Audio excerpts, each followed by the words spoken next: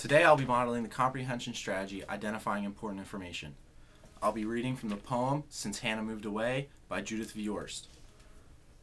I'll be using a highlighter, red post-it to identify the setting, a blue post-it to help identify the plot, and a yellow post-it to help identify a character. I'm going to read through the poem first, and then I will go through each stanza and line by line to help identify the important information. The poem reads, "The tires on my bike are flat, the sky is grouchy gray. At least it sure feels like that since Hannah moved away. Chocolate ice cream tastes like prunes, December's come to stay. They've taken back the May and Junes since Hannah moved away. Flowers smell like halibut, velvet feels like hay. Every handsome dog's a mutt since Hannah moved away.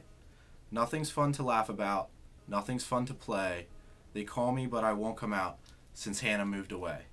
That is the entire poem. So now I'm going to go back to the first stanza and I'm going to read the first line. "The tires on my bike are flat." So if I think about identifying important information using my three post-its, character, setting, and plot, I can think, there's no main character in this. And I do have a plot. I have flat tires. So I can take my plot post-it note and I can write down flat tires. Once I have flat tires written down on my post-it note, I can move on to the next paragraph or to the next sentence and see the identifying important information in that sentence. The sky is grouchy gray. So now we have a gray sky.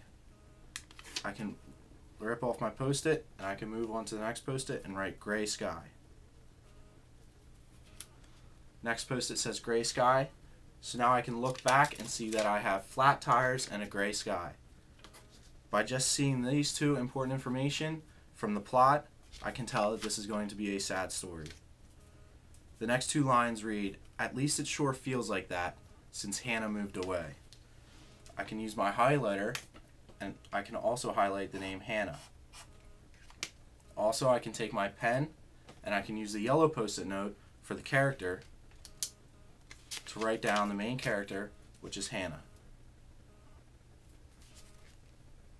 Once I've done that, I can move on to the next stanza to help identify the next important information. The next line reads, "Chocolate ice cream tastes like prunes." We all know chocolate ice cream does not taste like prunes. It's a very sweet snack. So I can also go to my plot post-its and write down bad tastes.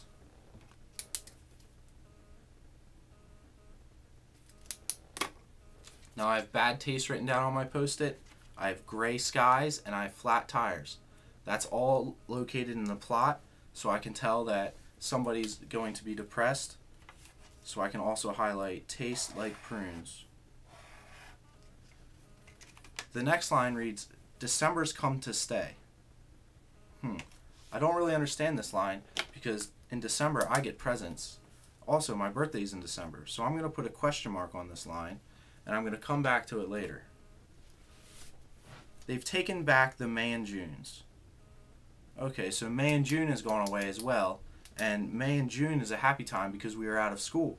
And everybody loves May and June because it's warm and we have no longer have school. So now it makes sense. I think they're trying to say that December is a cold time and it's not a very happy time of the year considering May and June is. So also I'm going to put in my plot, I'm going to put that May and June is a good time of year and December is not. The last line reads again, "Since Hannah moved away." And since we already have Hannah in our character post-it, we don't have to add her again. The next stanza reads, "Flowers smell like halibut." We all know flowers smell very good and halibut smells like fish because it is fish. So we can highlight that. Flowers smell like halibut. And I'm going to put on my plot post-it, "Bad smells." So now I have bad smells on my plot post-it.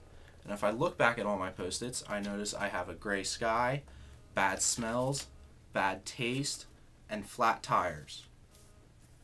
These all go hand in hand with unhappy things. So we can move on to the next line. "Velvet feels like hay." this again does not make sense because velvet is very soft and hay is very coarse. So once again, I can write on my plot, on my blue post-it, bad feelings.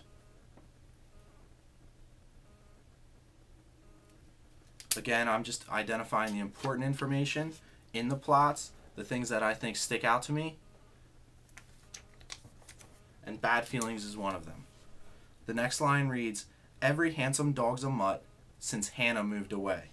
Once again, we've already used Hannah, so I don't think we need to write it again. We know that she is the main character in the story, considering she has been the only person named so far in the poem. The last stanza reads, "Nothing fun to laugh about." If you can't find anything fun to laugh about, you must not be too happy.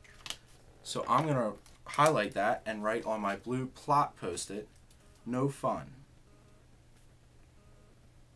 That really sums up everything I've seen so far, considering they have bad taste, bad smells, bad feelings, flat tires, and now they have no fun.